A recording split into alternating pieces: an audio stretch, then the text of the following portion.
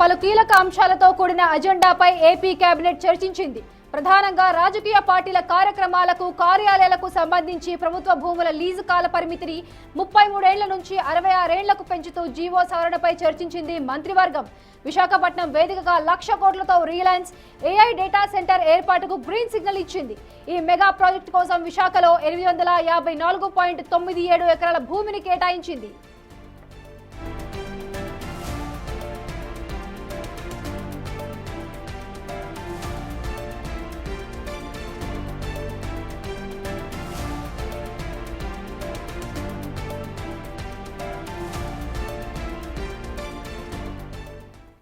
ఇక ఇదే అంశంపై మరిన్ని డీటెయిల్స్ మా ప్రతినిధి రాజేష్ అందిస్తారు. రాజేష్, చెప్పండి, ఈ దానిపైన ఎలా వర్తిస్తున్నారు? కేబినెట్ మీటింగ్ ఎలా జరిగింది?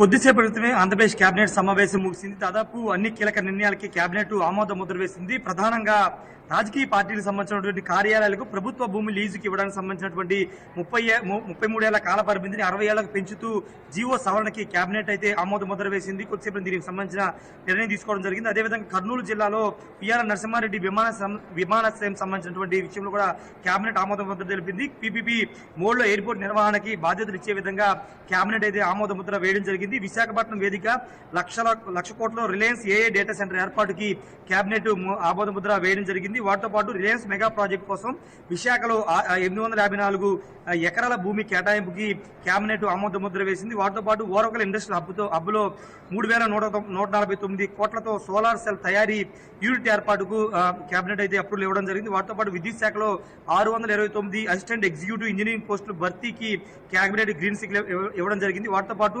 తిరుపతిలో రాయల్ ఎన్ఫీల్డ్ సంబంధించినటువంటి తయారీ సంస్థకి 2,508 కోట్లతో పెట్టుబడి సంబంధించిన విషయంలో దానికి కూడా కేబినెట్ ఆమోద ముద్ర వేసింది. ఇక చిన్న తరహా పరిశ్రమలకు ఆర్థిక భరోసా కల్పించేలాగా వివిధ నిర్ణయాలు తీసుకోవడానికి కేబినెట్ అయితే అప్రూవల్ ఇవ్వడం జరిగింది. ఇక ఏపీ ఎస్ఎంఈ ఎక్స్చేంజ్ ఏర్పాటు ముసాయిదా చట్టానికి సంబంధించిన కూడా కేబినెట్ ఆమోద ముద్ర వేయడం జరిగింది. రాయలసీమ సాగునీటి ప్రాజెక్టు నిధులు కేటాయింపుకు సంబంధించి కూడా కేబినెట్ అప్రూవల్ ఇవ్వడం జరిగింది. వాటితో పాటు అగ్రిగోల్డ్ బాధ్యతకు సంబంధించిన విషయంలో కూడా ఈ రోజు కేబినెట్ ఒక కీలక నిర్ణయం తీసుకుంది. ప్రత్యేక కమిటీని ఏర్పాటు చేయడం, కమిటీ కోసం కొత్త పోస్టుల మంజూరికి సంబంధించిన విషయంలో కూడా కేబినెట్ ఆమోద ముద్ర వేయడం జరిగింది. సత్యసాయి జిల్లాలో రిలయన్స్ భారీ సోలార్ ప్రాజెక్టు 6,600 మెగా యూనిట్లకు సంబంధించిన విద్యుత్ ప్రాజెక్టుకి ఆమోద ముద్ర వేయడం జరిగింది.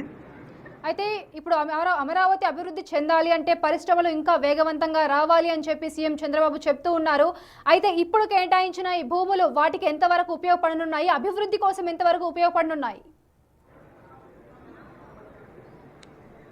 అంటే భూముల కేటాయింపు కేవలం రాజధాని ప్రాంతంతో పాటు అటు విశాఖపట్నం, రాయలసీమ ప్రాంతాల్లో కూడా భూముల కేటాయింపులు తీసుకున్నారు. ఎందుకంటే ముఖ్యంగా అటు కర్నూలుతో పాటు తిరుపతి, చిత్తూరు ఈ ప్రాంతాలని ఇండస్ట్రియల్ హబ్గా తీర్చిదిద్దుతున్న నేపథ్యంలో ఆ ప్రాంతాల్లో ఎక్కువ పెట్టుబడులు వస్తున్న నేపథ్యంలో అక్కడ భూ కేటాయింపులకు సంబంధించి కూడా కేబినెట్ నిర్ణయం తీసుకుంది. దాంట్లో ప్రధానంగా ఇంతకుముందు చెప్పుకున్నట్లే రాయల్ ఎన్ఫీల్డ్ సంబంధించినటువంటి తయారీ సంస్థకు సంబంధించిన విషయంలో దాదాపు 2,500 కోట్ల ప్రాజెక్టు అక్కడ ఏర్పాటు చేయబోతుంది. దానికి భూముల కేటాయింపు కూడా ఈ రోజు కేబినెట్ ఆమోద ముద్ర తెలిసింది. ఇక విశాఖపట్నాన్ని హైటెక్ గా తీర్చిదిద్దుతున్నారు. ఇప్పటికే గూగుల్ డేటా సెంటర్ రావడం, అదాని సంబంధించినటువంటి డేటా సెంటర్ ఇవన్నీ వచ్చిన నేపథ్యంలో ఇప్పుడు అదనంగా అక్కడ AI ఆధారిత డేటా సెంటర్ కి సంబంధించిన విషయంలో కూడా భూముల కేటాయింపు అయితే జరిగింది. ఇక రాజధాని ప్రాంతంలో కూడా వివిధ మెడికల్ కాలేజీలతో పాటు ప్రైవేటు సంస్థలు కూడా భూముల కేటాయింపు అయితే జరిగింది. రాష్ట్రంలోని అన్ని ప్రాంతాలని సమానంగా అభివృద్ధి చేయాలని కూటమి ప్రభుత్వం భావిస్తుంది. దానిలో భాగంగా అటు ఉత్తరాంధ్రతో పాటు రాయలసీమ, అమరావతి 3 ప్రాంతాల్లో భూముల కేటాయింపు అటు పరిశ్రమలకి అయితే కేటాయిస్తుంది. విశాఖపట్నంలో ప్రధానంగా ఐటీ, ఫార్మా రంగంతో పాటు ఇటు అమరావతిలో విద్యా సంస్థలు, వైద్య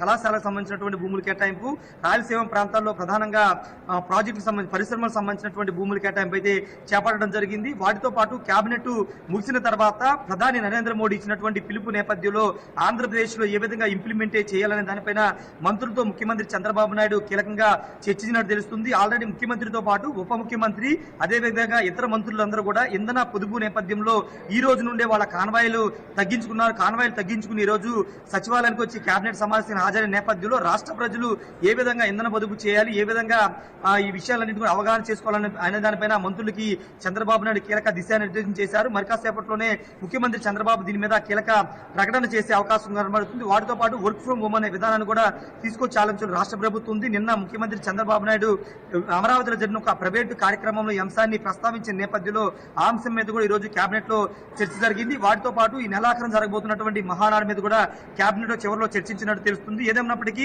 కేబినెట్ దాదాపు 40 పైగా ఎజెండా అంశాలకి ఆమోదముద్ర వేయడంతో పాటు ప్రధాని పిలుపునిచ్చినటువంటి అంశాలను ఆంధ్రప్రదేశ్ ఏ విధంగా ఇంప్లిమెంట్ చేయాలి, వాటి విధానాలు ఏ విధంగా ప్రజల్లోకి తీసుకెళ్లాలి దానిపైన కేబినెట్ లో సుదీర్ఘంగా చర్చ జరిగింది. Akhila. Right, thank you Rajesh.